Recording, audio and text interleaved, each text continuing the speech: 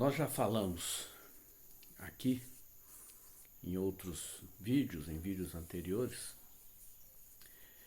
que o Novo Testamento, o que nós temos, a Bíblia que nós temos nos nossos dias, a parte do Novo Testamento, foi escrito na língua grega, em sua grande parte, em sua maioria. Principalmente os escritos do apóstolo Paulo às igrejas. Mas outras partes também foram escritas em grego, algumas em aramaico e até algumas em hebraico. Mas existe o Novo Testamento todinho na linguagem original, que é a língua grega, em sua grande maioria. E o texto do Evangelho de João, capítulo 19, versículo 30, onde Jesus, pregado na cruz do Calvário, afirma que o sacrifício que ele estava fazendo ali já era terminado. Ou seja, ele diz: está consumado. Aqui, a obra que ele veio fazer estava consumada. E a palavra consumado, ali que ele fala, pregado na cruz, é usada, ela foi falada num tempo verbal que só existe na língua grega. No português não tem. É um tempo chamado passado perfeito, porque é algo que foi feito e continua com seus efeitos daquilo que foi realizado até hoje. Por exemplo, nós podemos dizer: eu fechei a porta, mas alguém pode ir lá e abrir. E aquela porta que eu fechei está hoje aberta. Mas se usar o termo no passado perfeito do grego, eu fechei a porta, eu quero dizer que eu fechei aquela porta e ela continua fechada até agora. Esse é o termo grego do verbo na conjugação verbal no passado perfeito. Em grego ele é chamado de aoristo, esse tempo verbal, que não existe no português, não é semelhante ao passado perfeito do português. Porque é algo que foi feito no tempo passado, mas que permanece daquele estado até hoje, produzindo os mesmos efeitos daquela ação que foi feita no passado. E isso não tem na língua portuguesa, mas tem no grego. E pelo fato de existir esse tempo verbal grego, aoristo, e ele ser usado muitas vezes na Bíblia, tem uma importância, um significado muito grande para nós. Quando Jesus diz está consumado neste tempo verbal passado perfeito do grego, significa que a obra que ele fez lá no passado continua produzindo os mesmos efeitos até hoje. Ou seja, continua consumado o ato de salvação que ele executou na cruz. Quando a Bíblia usa esse termo, ela está nos garantindo que esse significado precisa ficar claro e evidente para nós. Os sacerdotes do Velho Testamento, da lei de Moisés, cumprindo a lei de Moisés, eles se levantavam toda vez que precisava ser feito um sacrifício pelo pecado. Um homem qualquer, uma família, uma pessoa que sentia o seu coração acusando de pecado, ele levava uma oferta, um animal, para ser sacrificado em seu lugar, e o sacerdote fazia esse ato. Sempre que a pessoa pecava, ela precisava levar uma vítima, um animal perfeito, puro, para ser sacrificado em seu lugar e derramar o sangue para que o seu pecado fosse coberto. Quando Jesus fez esse ato ali na cruz do Calvário, ele fez o ato, em seguida ele morreu, 3 dias depois ele ressuscitou e ele subiu aos céus e assentou-se à destra do trono de Deus. Ou seja, ele não precisa mais se levantar para fazer isso. Ele não precisa mais se levantar para prestar outro sacrifício por causa dos pecados da humanidade. Porque o sacrifício que ele fez foi de uma vez só e para toda a raça humana. Quando o apóstolo Paulo escreve aos Efésios, no primeiro versículo ele fala: Paulo, apóstolo, aos santos em Éfeso, ou seja, ele está escrevendo aos crentes, aquelas pessoas que foram santificadas por Cristo e que moravam em Efésios, uma cidade da Macedônia antiga, do tempo de Paulo. E ele fala no capítulo 2, versículo 8, ele fala assim: vós sois salvos pela fé. E o termo que está escrito ali, sois salvos, é exatamente neste mesmo tempo verbal passado perfeito.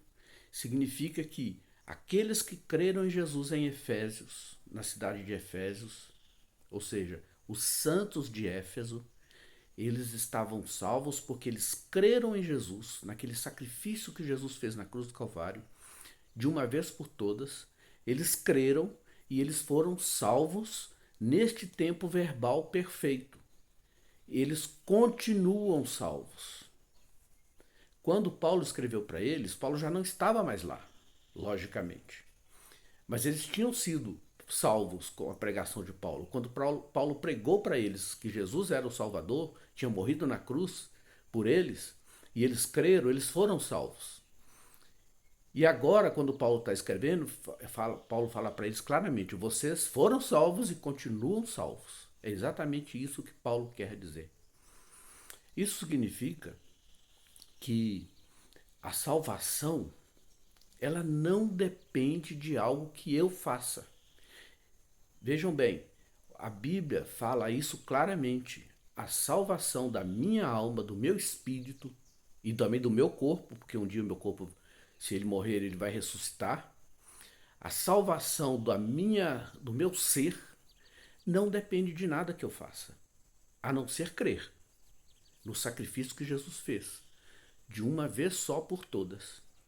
Quando eu ou você que me ouve crê em Jesus, que aquele sacrifício que Jesus fez e consumou de uma vez só, lá na cruz do Calvário, quando você crê nisso, você é substituído na penalidade do pecado. Jesus recebe a pena no seu lugar, mas você precisa crer. É a única condição que a Bíblia impõe. É eu crer, é você crer que Jesus morreu em nosso lugar. E aí então nós somos salvos. Daqui para frente nós vamos viver uma vida de acordo com uma vida de um salvo. Eu vou procurar não pecar mais. Eu vou procurar andar uma vida de santidade. Mas pode ser que eu peque, pode ser que eu erre, pode ser que eu cometa alguma coisa que ofenda a Deus. E aí então eu vou perder a salvação por causa disso? Não, porque a Bíblia diz que eu fui salvo e eu permaneço salvo. Esse pecado que eu cometi, que ofendi a Deus, vai me entristecer no meu ser interior, e o Espírito Santo de Deus que habita aqui vai me convencer de que isso está errado, que eu preciso pedir a Deus perdão. Para quê? Pedir perdão. Eu não perdi a salvação, mas eu preciso do perdão para quê? Para satisfazer a santidade de Deus. Para que eu e Deus voltemos a ter comunhão em alegria, para que eu possa me sentir de novo como aceito por Deus, não novamente aceito, mas aceito por Deus, porque o pecado causa tristeza, causa aquele sentimento de que algo está errado, está falhando, algo está interrompendo a minha comunhão com Deus. Então eu preciso receber o perdão deste pecado para poder voltar a ter uma comunhão completa com Deus, como foi no dia em que eu aceitei Jesus. O Evangelho de João, a carta de João, a primeira carta de João, ele fala claramente isso. Ele fala assim: filhinhos, eu vos escrevo para que não pequeis.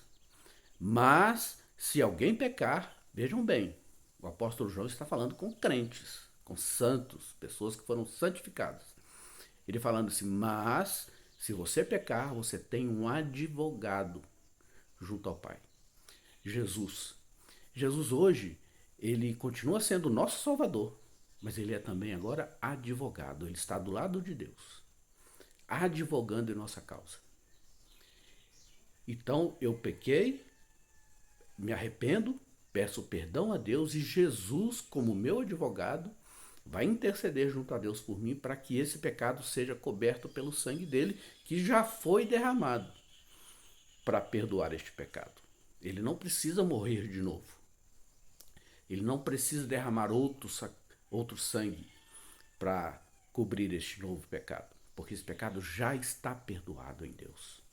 Porque o sacrifício de Jesus é suficiente para cobrir os pecados de toda a raça humana. Infelizmente, nem toda a raça humana reconhece isso. Reconhece que Jesus é Salvador. E a salvação só é aplicada àqueles que reconhecem. Por isso, eu quero deixar esta palavra para você, que você entenda isso, que se você sinceramente creu que Jesus morreu no seu lugar, ele salvou você dos seus pecados. Os seus pecados foram perdoados por Deus. E você precisa se sentir perdoado. Estar constantemente em comunhão com Deus, porque Deus está dentro de você. Se você tem Jesus como seu Salvador, o próprio Deus está morando, habitando no seu interior. E você precisa manter essa comunhão, essa linha, esse relacionamento com Deus na maior intimidade possível entre você e Deus Santo. E quando nós erramos, porque nós estamos na terra, estamos sujeitos a errar, a falhar, a pecar, nós continuamos salvos. Só precisamos restabelecer essa linha, tirar as impurezas, as sujeiras da linha que nos liga, nos faz a nossa comunhão com Deus, para vivermos uma vida que agrada ao nosso Deus. Que Deus te abençoe. Eu peço que você curta este vídeo, clicando ali no joinha, que você se inscreva neste canal também, que você divulgue este vídeo para outras pessoas, para que as pessoas possam conhecer a realidade, a verdade da palavra de Deus. Que Deus te abençoe grandemente.